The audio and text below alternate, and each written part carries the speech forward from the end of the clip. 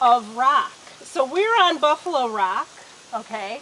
So there's the river, and we're on this little kind of nub, right?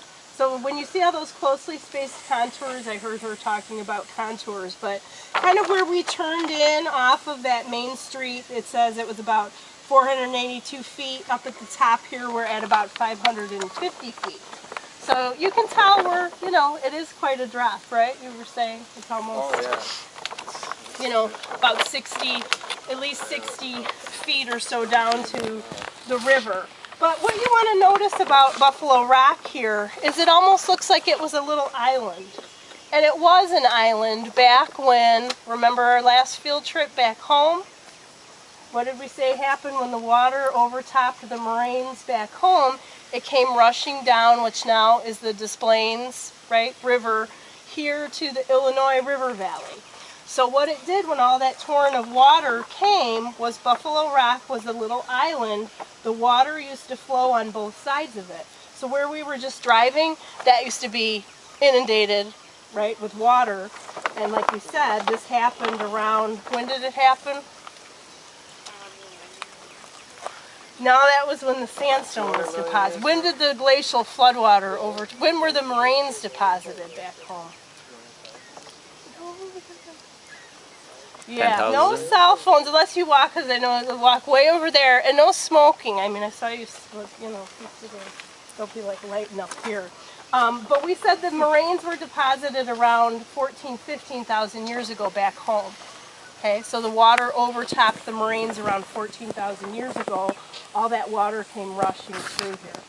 So the Illinois River didn't even exist over 15,000 years ago. This was all just, you know, nice glacial till. But because of, like we said, the moraines being deposited, water overtopping, where the water broke through the moraines, that's where the Illinois River came through. Okay?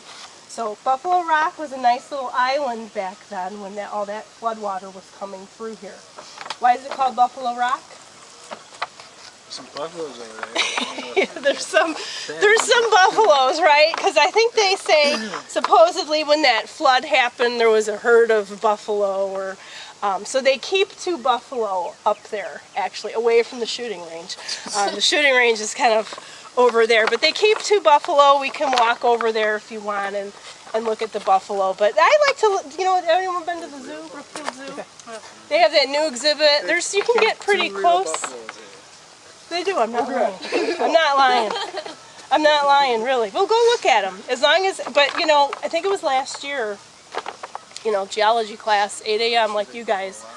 We walked over to see the buffalo, and some student like stuck his hand in, and the buffalo was like, you know, and I was just like, what did you think was going to happen? So I almost had a student, you know, almost had to call his mom and say, your son lost his hand. Sorry. So as long as no one promises to stick their hand through the fence with the buffalo, we'll be good. But we can go look at that as well. Okay. So a couple of things we want to look at with the river here. Okay. It's pretty wide here, the valley, and you guys will have to know this Wednesday for your exam when we talk about, you know, the valley being that flat area. So really you can see how the floodplain is over a mile wide here, okay?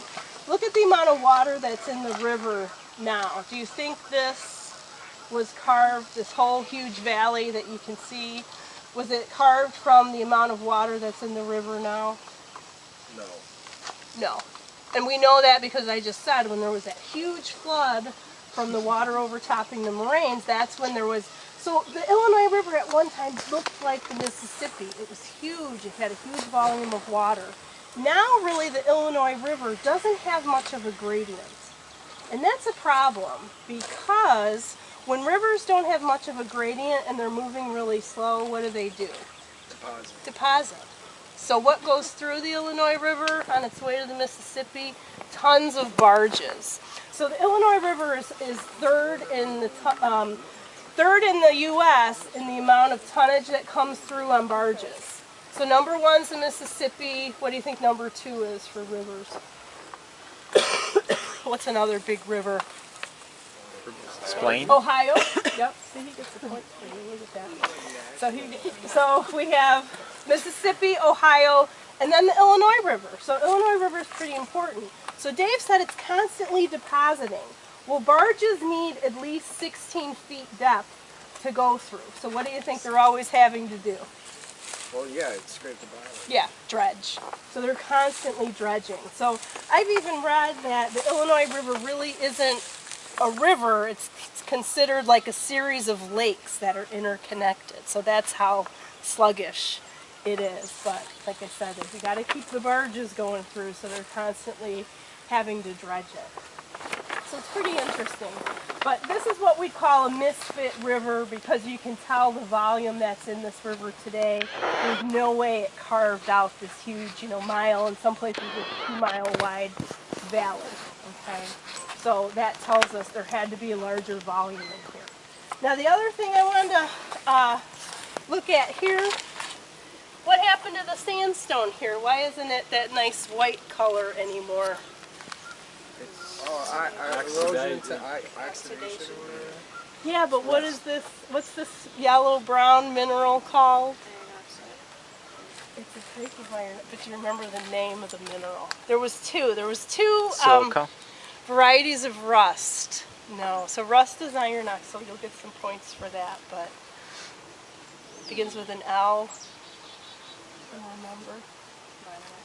Limonite. Yeah. Yay, okay, yay, points for Lisa. I had the same Okay. plans, but I don't have no idea. Well, yeah, putting it in right after the test, you're like, right, I forget. But yeah, this is limonite, and the red would be hematite. So I can even put a little bit of hematite there too. So yeah, obviously it became oxidized here, so you can see this big chunk here of hematite and limonite. But I noticed as we were driving up, you could see, the areas where you had all that limonite. So again, not good for auto glass, right? If you're using the silica for glass, you don't like it to have that yellowy brown color. So like that guy was saying, there's only certain places they quarry, even though the sandstone is everywhere around here, there's only certain places where it's nice and white and